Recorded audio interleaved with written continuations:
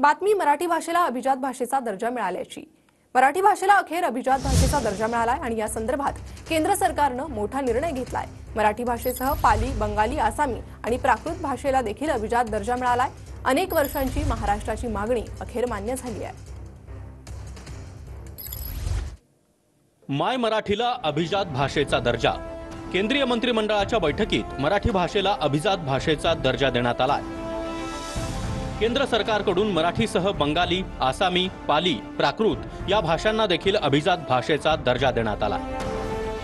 भाषेचा इतिहास अतिप्राचीन स्वरूपाचा म्हणजे 1500 ते 2000 वर्ष जुना असायला हवा।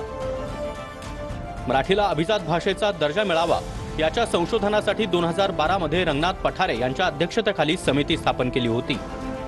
2013 मध्ये या समितीने आपला अहवाल प्रकाशित केला होता। महारठ्ठी, महरठ्ठी, मराठी, मराठी असा मराठीचा उच्चार बदलत गेल्याचा अहवाल सादर केला। महाराष्ट्र प्रदेश अस्तित्वात येण्याच्या फार पूर्वीपासून मराठी भाषा प्रचलित होती। मराठी भाषा 2500 वर्ष जुनी असल्याचे पुरावे देखील रंगनाथ पठारे यांच्या अध्यक्षतेखालील नेमलेल्या समितीने सादर केले होते।